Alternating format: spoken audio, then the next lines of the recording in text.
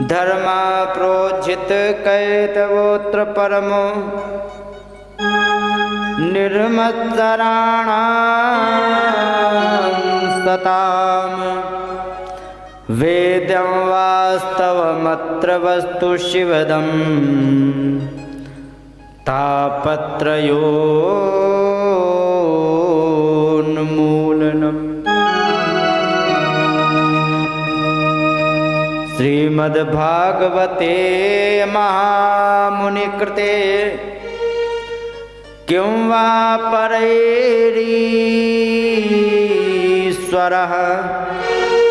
श्रद्धो हृदवरुध्यते त्रिकृतिभिः शुश्रूषुभिस्तत्क्षणात्। इस श्रीमद् भागवत कथा में ऐसे ज्ञान का निरूपण किया गया है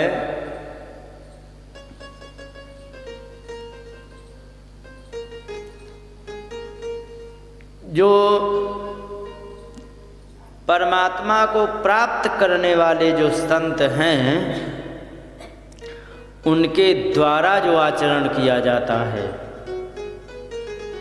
और इसमें वास्तविकता का ज्ञान हो जाएगा। वास्तविकता का क्या ज्ञान हो जाएगा? आप सोचते हो हमारे नाती हैं, हमारे पोते हैं, हमारे ये हैं वे हैं, ये हमारा साथ देंगे। तो ध्यान रखो, एक बात बताओ, तुम्हारे सिर में दर्द हो जाए और तुम्हारे 20 नाती पोते हैं, बताओ उनमें से कितने लोग ऐसे हैं जो तुम्हारे सिर दर्द को कम कर सकते हैं? कोई नहीं, बल्कि नई नई बातें बना बना के, नई नई बातें सुना सुना के सिर दर्द बढ़ा जरूर देंगे, लेकिन तुम्हारा सिर का दर्द कम नहीं कर पाएंगे। तो इसमें वास्तविक ज्ञान को दिया गया कि वास्तविकता क्या है। दूसरी बात, हमारे बालक बच्चे होंगे तो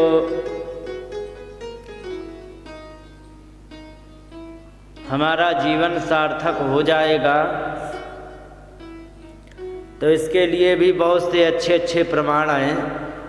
चित्रकेतु का बड़े मुश्किल में एक लाला हुआ, उसको जहर देकर के जब मार दिया गया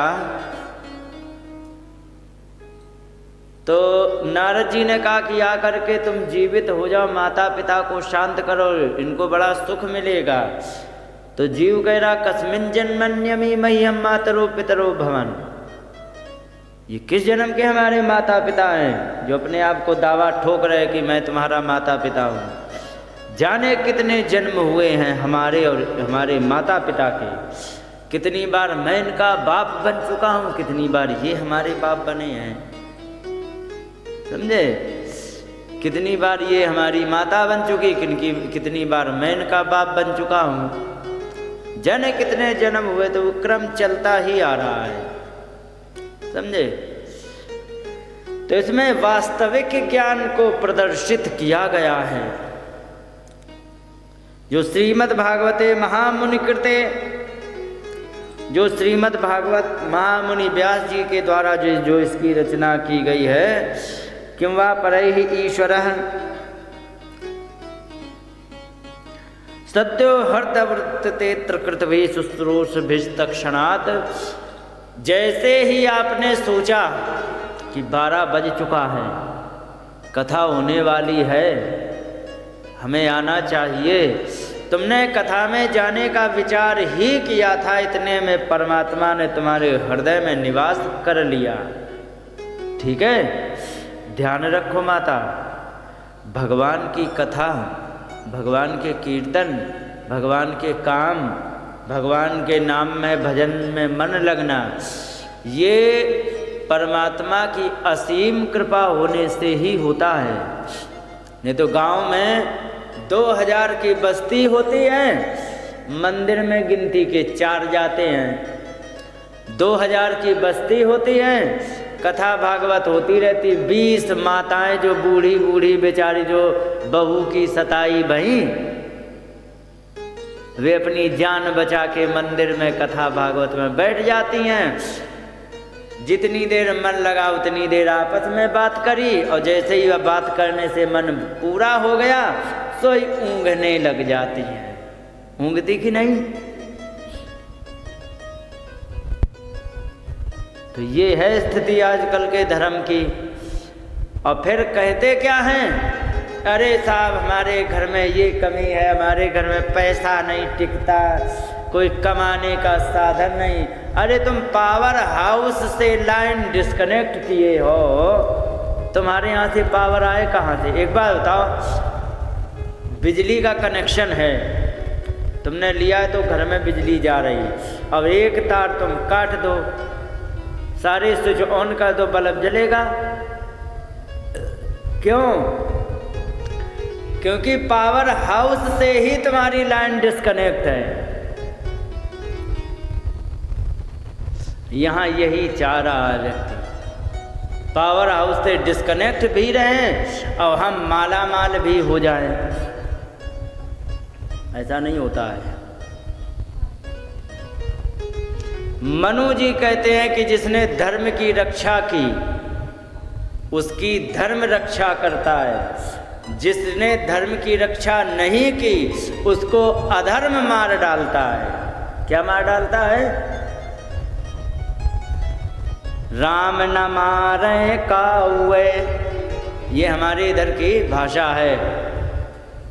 कानपुर, बनारस, इलाहाबाद यहाँ की भाषा में एक बड़ा सुंदर दोहा है, सुन लो कि राम न मारे काउए, माने राम किसी को नहीं मारते हैं। ऐसे नीके राम, नीके माने वेरी ब्यूटीफुल, बड़े अच्छे।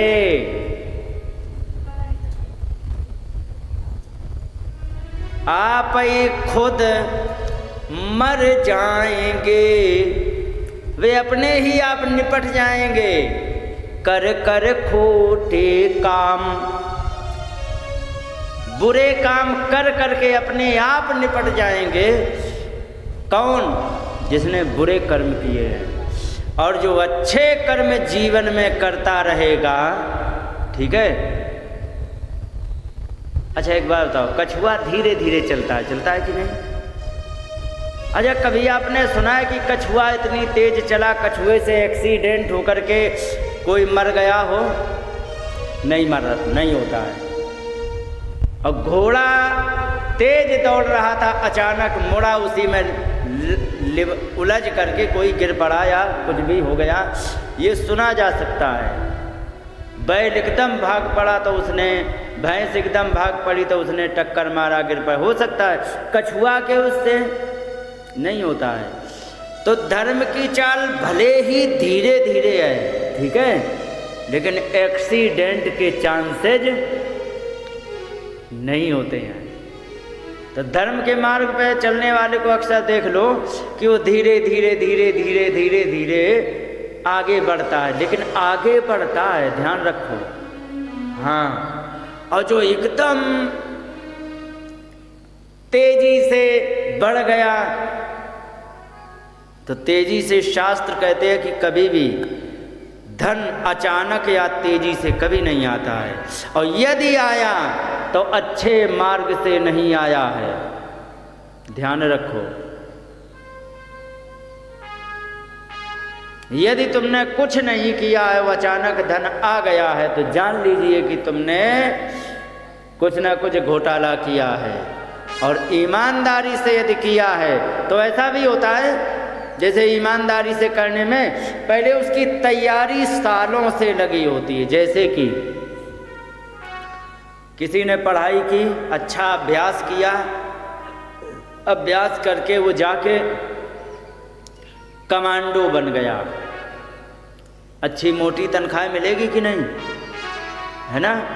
तो क्या माताजी आप कह सकती कि वो एक दिन में कमांडो बना है? जिस दिन कमांडो बना उसके पूरे पीछे के जीवन को उसने खपा दिया है, तब कमांडो बना है। अगर जो किसी ने पहले से तैयारी कर करे और अचानक उसे धन मिलता है उसी माध्यम से, तो वो अचानक नहीं मिला, उसके पिछले की तैयारी का उसमें जुड़ेगा। लेकिन तुमने किया कुछ नहीं, अचानक धन आ गया तो निश्चित कहीं गड़बड़ किया है तुमने।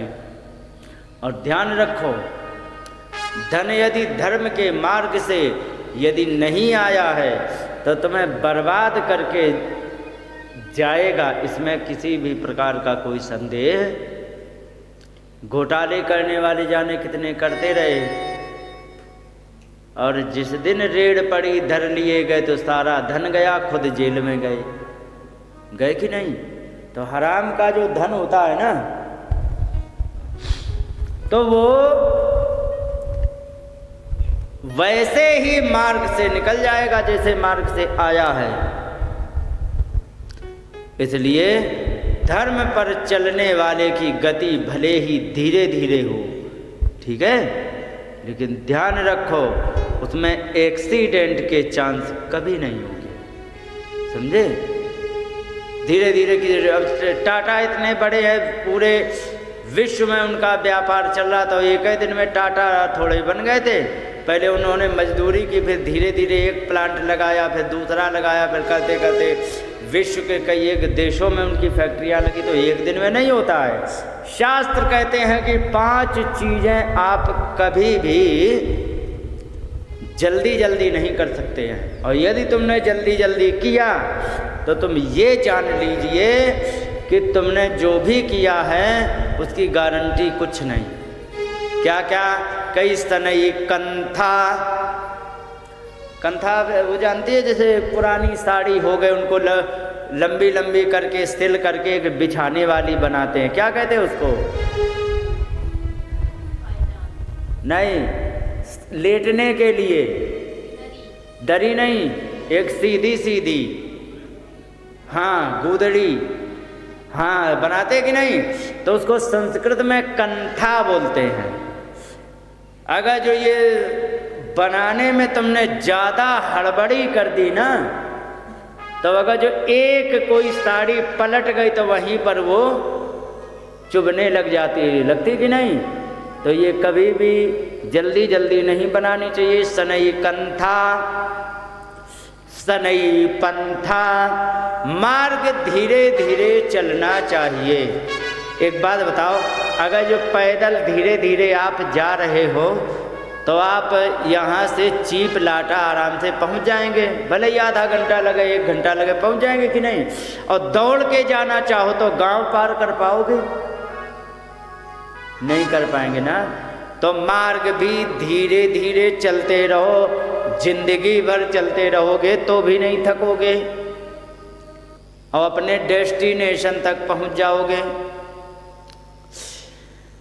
सनई पर्वत लंघनम, धीरे धीरे यदि पहाड़ चढ़ोगे तो आराम से आप चढ़ जाएंगे, और जो दौड़ के चढ़ने का प्रयास किया तो पैर फिसल जाएगा ना। तो नीचे आते आते इस दिल के टुकड़े 1000 हुए, कुछ इधर गिरा और कुछ होगा कि नहीं। तो धीरे धीरे पर्वत चढ़ते चले जाएंगे तो चोटी में आप पहुंच जाएंगे। शनै विद्या सनै वित्तम, विद्या धीरे धीरे पढ़नी चाहिए। इसीलिए समझदार व्यक्ति जो होता है वो अपने आप को जीवन भर विद्यार्थी कहता रहता है। समझ गए? उदाहरण के लिए एक बात बता दें, अगर जो पॉलिटिकल ना लिया जाए, मोदी जी का एक बार इंटरव्यू हो रहा था तो उन्होंने लॉन्च किया था कोई उपग्रह, तो वहाँ पर इसरो में बैठे थे, देख रहे थे, सब लोग बता रहे थे, साइंटिस्ट लोग, वे कह रहे थे कि मैं तो वहाँ पर सीख रहा था विद्यार्थी की तरह, मैं उसमें कुछ नहीं जानता था और सारे वैज्ञानिक हमें सिखा रहे थे। तो वे अपने आप को विद्यार्थी बता रहे, जबकि है कितने 70 क्रॉस हैं, है ना, कि है कि नहीं? तो जो समझदार व्यक्ति होगा ना, वो हमेशा जीवन भर अपने आप को विद्यार्थी ही बना रहेगा। और जिसका विद्याओं से दूर दूर तक लेना नहीं है, देना नहीं है, और जो कुछ जानता नहीं है, वो अपने आप को गुरु बनता है। तो सनई विद्या, विद्या जो है वो धीरे धीरे सीखनी चाहिए, सीखते ही रहना चाहिए। सनई वित्तम, धीरे धीरे धन को एकत्रित करना चाहिए। धीरे धीरे जो भी धन को एकत्रित करता है वही जीवन भर सुखी रहता है और वो आगे बढ़ता रहता है। गीता में एक बात कही गई है, किसी भी कार्य की सिद्धि के लिए 5 की कृपा होनी जरूरी है। 5 चीजें शुद्ध होनी, 4 चीजें शुद्ध होनी चाहिए, तब अंत में 5वें में परमात्मा की कृपा होती है। 18वें अध्याय में कहा गया कि अधिष्ठानम तथा कर्ता, अधिष्ठान माने जिस जगह पर किया जा रहा है वह स्थान कैसा है, तथा कर्ता करने वाला कैसा है, करणम च पृथक विधम, अनेकों प्रकार से जो हमने उपकरण उपयोग में लाते हैं, ये विविधाश्च पृथक चेष्टा, अलग अलग प्रकार से चेष्टाएं करनी पड़ती हैं हमें करने में। तब दैवम चैवात्र पंचमः, तब 5वीं कृपा परमात्मा करता है, तब तुम्हारे कार्य की सिद्धि होती है। समझे? कितना भी तुम बढ़िया प्रयास कर रहे हो, कितना भी बढ़िया, ठीक है, लेकिन तुम्हारा लक्ष्य अच्छा नहीं है तो तुम्हें बर्बाद कर देगा। उदाहरण, यज्ञ करना अच्छी बात है कि बुरी बात माता? अच्छी बात है। यज्ञ करना अच्छी बात है, लेकिन उसी यज्ञ में यदि लक्ष्य गलत हो जाए तो दक्ष ने अपना सिर यज्ञ के ही कारण कटवाया था। कटवाया था कि नहीं? क्यों कटवाया था? क्योंकि यज्ञ करना अच्छी बात थी, लेकिन यज्ञ करने के पीछे जो मोटिव था वो गलत हो गया, तो परिणाम भी गलत ही हुआ। यदि लक्ष्य तुम्हारा ठीक नहीं है ना, कितने भी सुंदर कर्मों का आश्रय ले लो, वो तुम्हें विनाश ही करेंगे। मेघनाथ यज्ञ करने लगा, तुरंत विभीषण ने बताया कि हे भगवान, क्या है कि मेघनाथ अपावन यज्ञ कर रहा, अपवित्र यज्ञ कर रहा है, और अगर जो ये सफल हो गया तो ध्यान रखो इसको मारना मुश्किल है। तो उसके यज्ञ को लक्ष्मण जी ने ही विध्वंस किया था, भगवान के सेवकों ने ही विध्वंस किए यज्ञ। क्यों? क्योंकि यज्ञ करना अच्छी बात है, लेकिन तुम्हारा लक्ष्य तो अच्छा नहीं है। तो सबसे अच्छी बात, लक्ष्य तुम्हारा अच्छा हो। धन तुमने कमाया धर्म के मार्ग से यदि कमाया है तो जीवन भर धीरे धीरे सीढ़ियों की तरह चढ़ते चढ़ते और बहुत ऊंचाई प्राप्त करोगे। और अगर जो तुमने धन कमाया और मार्ग तुमने अधर्म का रखा, तो सबसे पहले उस अधर्म के मार्ग से आए हुए धन को जो भी उपयोग करेगा, आटा दाल चावल चीनी जो खाएगा, उसकी बुद्धि खराब होगी, तमोगुणी होगी। समझे? तमोगुणी बुद्धि होने से संस्कार समाप्त हो जाएंगे। तमोगुणी बुद्धि होने के कारण वह कुमार्गी हो जाएंगे, तुम्हारे आगे आने वाले जो पीढ़ी है। और कुमार्गी यदि हो गए तो कितना भी कमा लो, धन को बर्बाद करने वाले तुम्हारे घर परिवार के ही हो जाएंगे। होंगे कि नहीं? जाने कितनों ने कमाया, माता पिता ने इकट्ठे किया और बालक कुमार्गी निकल गए, सब बर्बाद कर दिया। तो ध्यान रखो, अधर्म के मार्ग से आया हुआ धन खाने वाले की बुद्धि को भी बिगाड़ेगा और अंत में परिणाम ये होगा कि यदि तुम सरकार के हत्थे चढ़ गए तो भी बर्बादी होनी, माने बर्बाद चारों तरफ से ही करेगा वो। देखो यहाँ धूप के कारण, हाँ है तो यहाँ पर का श्रद्धो हृदवरुद्धते त्रिकृतवे शुश्रूषभिस्तक्षणात्। हृदय में जैसे ही तुम विचार करते हो कि हम भागवत सुनने जा रहे हैं, वैसे ही परमात्मा तुरंत ही आपके हृदय में विराजमान हो जाते हैं। इसलिए हरे राम राम राम राम। खड़ी हो जाओ, सब इसमें कलश में डाल दो आके, क्योंकि यहाँ तो हाँ परेशान करेंगे। इसके बाद निगम कल्प तरोर गलतम फलम शुकमुखादमृत द्रव संयुतम पिबत भागवतम रसमालयम मुहुरहो रस का भुव भाव का। तो ये जो भागवत का फल है एक पके हुए फल के समान है। माता जी आपको जरूर पता होगा। क्यों पता होगा? क्योंकि आपके ज़माने में, यहाँ तक मेरे ज़माने तक ऐसा होता रहा है कि पहले बेर लेने जाते थे, पेड़ों के नीचे जाते थे कि नहीं? अभी भी जाते होंगे, अब तो पेड़ वैसे ही कम रह गए। तो आप देखते होंगे कि किसी तोते ने बेर काट के फेंक दिया, उसे दौड़ के उठाते थे कि नहीं? अब उसे पहले खाते थे, और वो वास्तव में मीठा भी बहुत लगता था, है कि नहीं है? अब हमें ये पता नहीं है कि तोते का मुख लगने के कारण वो मीठा हो गया है, या वो चोंच ही उसी में मारता है जो वास्तव में मीठा हो। पर ये तो पक्का है कि मीठा तो वो होता ही है।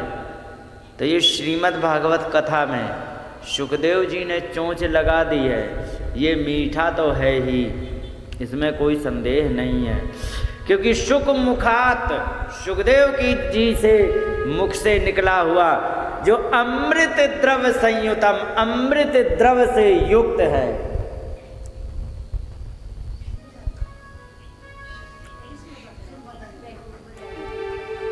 तो इसको सभी लोग आकर के पिबत भागवतम रसम आलयम, इस श्रीमद् भागवत कथा के रस को अवश्य पिए। कब तक? कहीं कि आलयम, जब तक शरीर का नाश ना हो जाए, जब तक, कहने का मतलब जीवित हैं, तब तक लगातार। ऊपर ये बद बद बद बद किसकी आवाज आ रही है? बंदर है क्या है? बड़ी तेज आवाज आती है। मुहुरहो रस का भूव भाव का नृत्य निरंतर, इसको मुहुरहो माने नित्य, लगातार इसको पान करना चाहिए। यहाँ से फिर कथा प्रारंभ होती है कि सीतापुर जिले में एक नैमिषारण्य पड़ता है, वहाँ पर श्रीमद् भागवत कथा का आयोजन हुआ है कि वहाँ पर 1000 साल के लिए यज्ञ किया गया। और वहाँ पर यज्ञ किया गया तो यज्ञ में बहुत सारे महात्माएं, तो वहाँ पर सूत जी भी आए।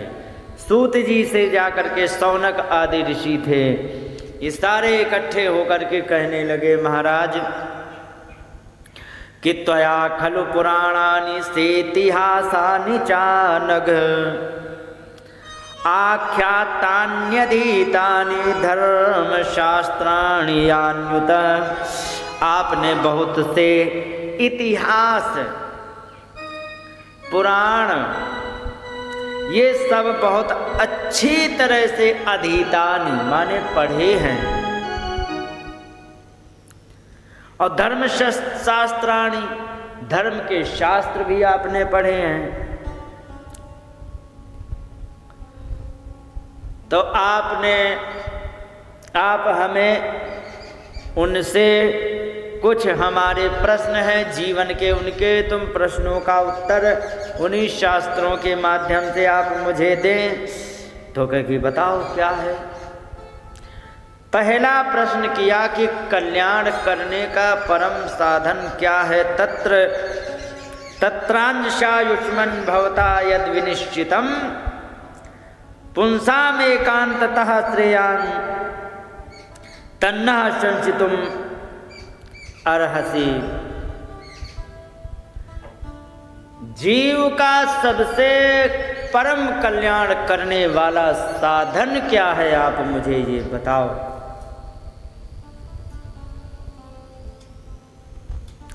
दूसरा उन्होंने पूछा कि ये बताइए, करने के लिए बहुत कुछ होता है, लेकिन मुझे क्या करना चाहिए, आप मुझे इसका भी ज्ञान दे भगवान। और ये बताइए कि भगवान को कुछ भी करने के लिए हो तो उनको करने के लिए केवल और केवल संकल्प मात्र ही पर्याप्त है। उनको कुछ भी करना हो, केवल संकल्प करेंगे वो सब कुछ हो जाएगा। तो एक बात बताइए आप मुझे, फिर भगवान ने देवकी और वसुदेव के यहाँ आकर के जन्म क्यों लिया। दूसरी बात ये कहा उन्होंने कि ये बताइए भगवान, जब उन्होंने जन्म ले लिया कोई बात नहीं, तो क्या क्या लीलाएं की। ब्रूहिणा दधानानाम लीलया ददता कला, उन्होंने कौन कौन सी लीलाएं की ये भी बता दीजिए। और एक बात बताइए कि भगवान वे कौन से कर्म करते हैं यहाँ आकर के, ये भी बता दीजिए। एक बात अंत में और पूछी कि जिस समय परमात्मा ने ये धराधाम छोड़ दिया था,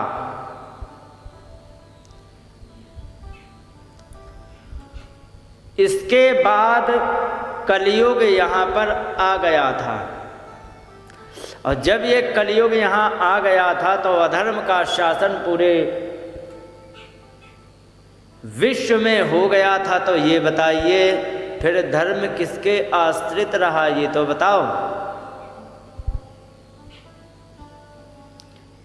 इस प्रकार से यहाँ जब प्रश्न किए गए तो श्री सुखदेव जी के यम प्रविजंतम अनुपेतम पेति कृत्यम आदि से दोबारा स्तुति की गई। स्तुति करने के बाद यस्यानुभावम अखिल श्रुति सारमेक अध्यात्म दीप मति तीर्षवताम तन्मोन्हम संसारिणाम करुणया पुराण गुह्यम तम व्यास सूनुमुपयामि गुरुम मुनीनाम, जिनके प्रभाव से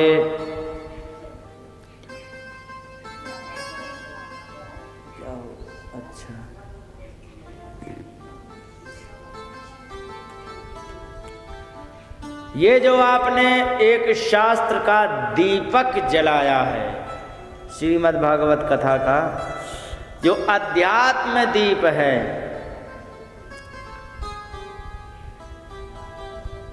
जिनको तम के अंधकार से, अज्ञानता के अंधकार से जो भटके हुए जीव हैं, उनके लिए एक तुमने ज्योति दिखाई है। किसको कहे कि संसारिणाम, जो संसार में रहने वाले हैं, करुणया दया करके, आह कहा कई पुराण गुह्यम, ये गोपनीय पुराण को आपने कहा है।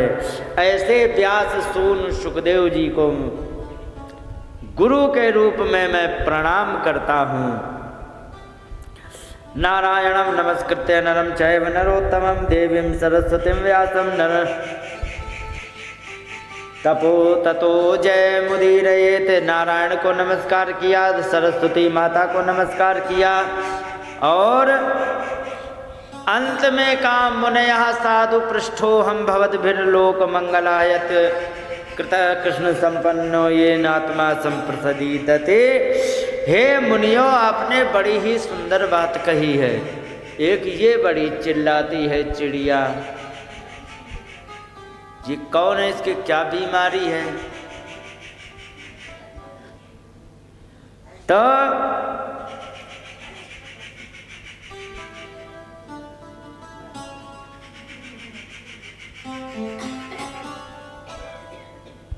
यहाँ माइक में भी इसकी आवाज आ रही है।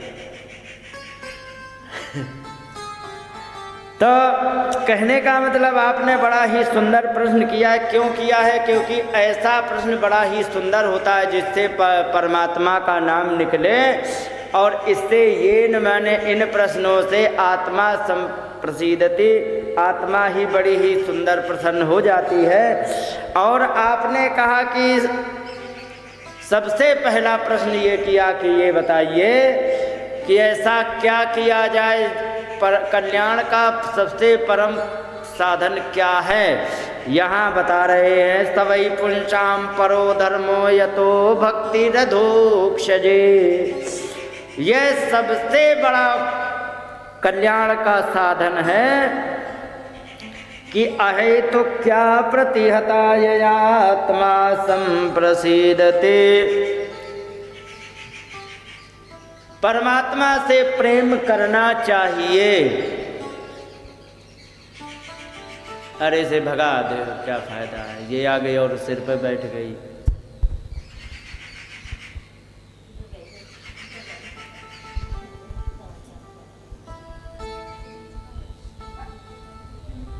पता नहीं कौन सी चिड़िया है लंबी पूंछ की। तो सुनती होती तो चुप होती, वो अपनी सुना रही के। यहाँ पर कहा है कि सवै पुंसाम परो धर्मो यतो भक्ति रधोक्षज। परमात्मा में यदि तुम्हारा प्रेम हो गया, यही सबसे बड़ा जीवन का धर्म होता है। ठीक है, लेकिन एक बात और बता दें, परमात्मा से प्रेम करने वाले कई प्रकार के होते हैं। ठीक है, तुलसीदास जी कहते हैं, राम भगत जग चार प्रकार,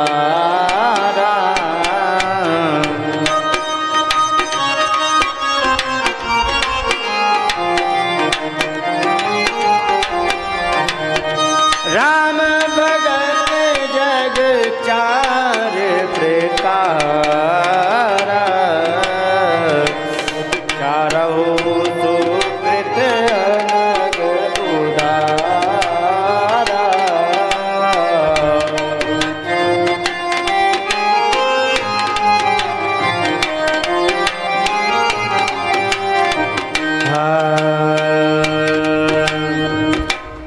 यहाँ पर चार प्रकार के भक्तों को बताया, क्योंकि राम जी के चार प्रकार के भक्त हैं। नाम नहीं बताया तुलसीदास जी ने। तो तुलसीदास जी से पूछा, नाम तो बता दो, क्योंकि नाम यदि तुम्हें जानना है तो गीता पढ़ो, सब हम नहीं बताएंगे, कुछ तुम भी करो। तो गीता पढ़ो। गीता में क्या कहा है?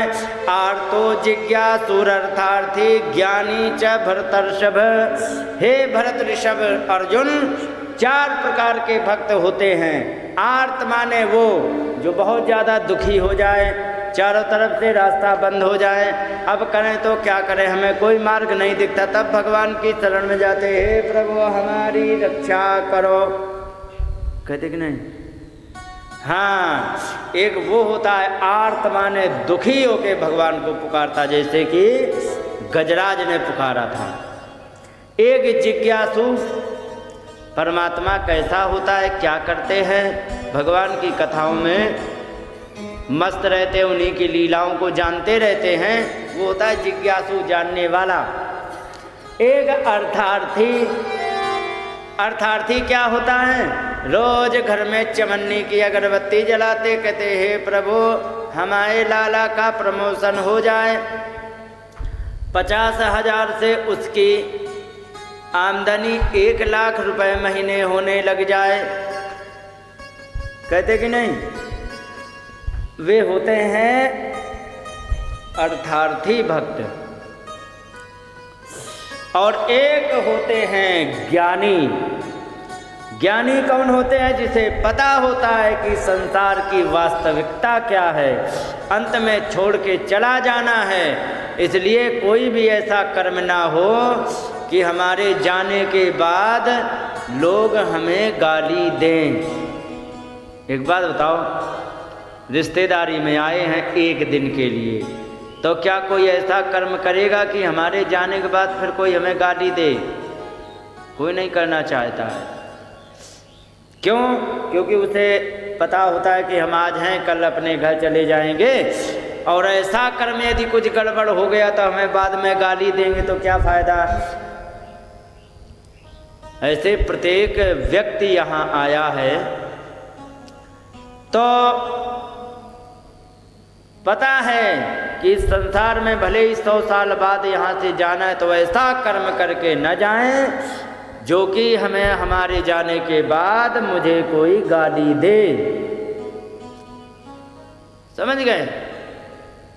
बहुत से ऐसे लोग हैं जो गए तो, लेकिन उनको गाली आज भी मिल रही हैं। बहुत से ऐसे लोग हैं गए तो उनका श्रद्धा से नाम आज भी लिया जाता है। चंद्रशेखर आजाद, भगत सिंह गए, लेकिन आज भी श्रद्धा से नाम लेते हैं कि नहीं? और हमारे यहाँ इलाहाबाद में एक मारे गए थे, याद है? हाँ, पूरा खानदान बर्बाद कर दिया। मर भी गए हैं, लेकिन गाली आज भी मिलती हैं। जाने कितनी प्रॉपर्टी को हड़पा, तो मृत्यु तो दोनों की होनी है, चाहे अच्छे कर्म करने वाला हो चाहे बुरे कर्म करने वाला हो, लेकिन आपके कर्मों का गुणगान ही यहाँ रह जाएगा बस। तो जो ज्ञानी होता है उसे पता होता है कि संसार में तो हमें एक बार जाना ही पड़ेगा, यहाँ पर ऐसा कर्म क्यों करें जो कि बाद में हमें यहाँ पर गाली मिले, उसे कहते ज्ञानी। तो यहाँ पर कहा कैसी भक्ति करे परमात्मा से, तो कही आहे तो क्या अप्रतिहता। अहेतुकी माने कारण रहित भक्ति होनी चाहिए। कारण रहित कैसी? कारण रहित भक्ति जानती हो? अच्छा, कारण वाली भक्ति पहले बताएं, ठीक है? ईमानदारी से बताना। जब पहले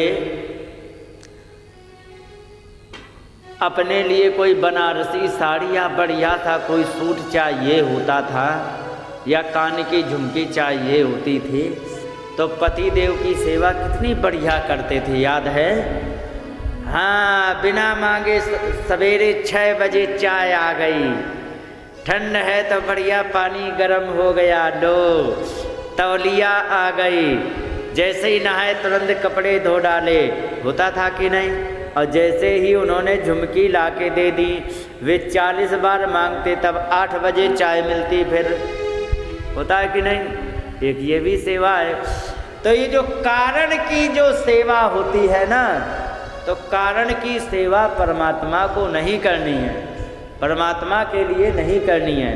कई कैसी अहेतुकी कारण रहित, ठीक है? फिर एक अगला शब्द बड़ा सुंदर आया कि कैसी, कई अप्रतिहता। अप्रतिहता का मतलब समझे? नहीं, अप्रतिहता का मतलब है कि संडे मंडे वाली नहीं भक्ति। हाँ, कि आज छुट्टी है चलो मंदिर में चले जाएं, अगरबत्ती सुलगा के आ जाएं, ना। अप्रतिहता माने लगातार चलनी चाहिए। एक बात बताओ, किसी भी माता का यदि लाला परदेश गया है, ठीक है, तो सच बताना उस माता को उस लाला की याद क्या संडे मंडे में आती है या प्रतिदिन आती है? क्यों?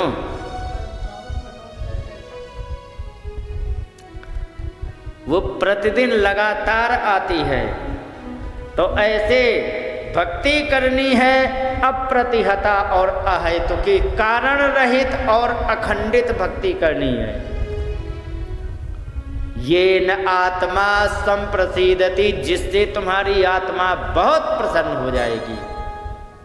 ये है। दूसरी बात आगे कहा, वासुदेवे भगवती भक्ति योगः प्रयोजिता जनयत्यास्तु वैराग्यम ज्ञानम च यद हेतुकम।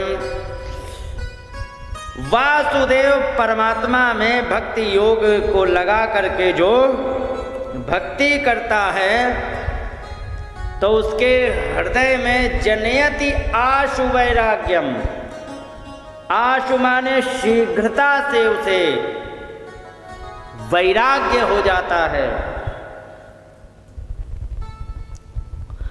और ज्ञानम च यद हेतुकम, उसे ज्ञान प्राप्ति भी हो जाती है।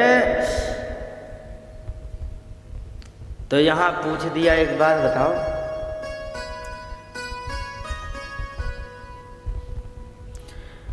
कि इतना सब धर्म कर्म हमें क्यों करना चाहिए? बड़े ही सुंदर 3-4 प्रश्न हैं, इसको ध्यान से सुनना चाहिए। कई धर्मा स्वनिष्ठिता पुंसाम विश्वक्सेनु कथा सुया नोत्पादयेत यदि रतिम श्रम एव हि केवलम। जो आप लोग धर्म कर्म करते हैं, चींटियों को आटा देना, चिड़ियों को दाने देना, प्याऊ बनवाना, मंदिर और कथा भागवत में चंदा देना, आदि आदि जो भी होता है, तो ये एक धर्म के कार्य हैं। ठीक है, तो धर्म के कार्य हमें क्यों करना चाहिए? प्रश्न ये है। पहले ही निवेदित किया जा चुका है कि यदि किसी भी कार्य के पीछे, ध्यान रखो, चाकू चलाना अच्छा काम है कि बुरा है? चाकू चलाना अच्छा काम है या बुरा? बुरा है। चाकू चलाना ना अच्छा काम है ना बुरा काम है। उसका मोटिव क्या है ये देखो। हत्या करना अच्छा काम है या बुरा? नहीं, उसका मोटिव क्या है? फौजी देखता है खड़े होके पहाड़ी पे और सामने देखता है कि कोई आतंकवादी आया। अब तो सरकार ने इतनी बढ़िया छूट कर दी है, तुम्हें किसी भी केंद्र से कोई नहीं, सीधे देखो, तुरंत छोड़ दो, झंझट खत्म, थैंक यू बोलो, राधे राधे करो। तो क्या उसे दोष लगता है? कोई भी कार्य ना तो वो अपने में गुण रखता है ना ही दोष रखता है। वो कार्य केवल और केवल तुम्हारे लक्ष्य पर निर्भर करता है, ध्यान रखो। ठीक है, अगर जो चाकू चलाना बुरी बात होती है तो जाके जयपुर के हॉस्पिटल में क्यों कहते ले साहब 1 लाख रुपए, जल्दी से चाकू चलाओ, कहते कि नहीं? तो चाकू चलाना कोई अपने में गुण और दोष नहीं है। गुण और दोष उसे तुम्हारा लक्ष्य बनाता है, समझे? यहां पर कहा कि ये जो तुमने धर्म के कार्य किए हैं तो ये इसका लक्ष्य तुम्हें क्या बनाना है? तो कही कि केवल और केवल परमात्मा में प्रेम हो जाए, इसके लिए धर्म कर्म किए जाते हैं, ध्यान रखो। हाँ, परमात्मा में यदि प्रेम हो जाता है, प्रेम की वृद्धि के लिए ही सारे धर्म कर्म किए जाते हैं। और जब आप परमात्मा से प्रेम करने लग जाते हैं तो यहां पर आगे लिखा है नोत्पादेत यदि रतिम। और अगर जो तुमने खूब धर्म कर्म किया लेकिन परमात्मा से प्रेम नहीं हो पाया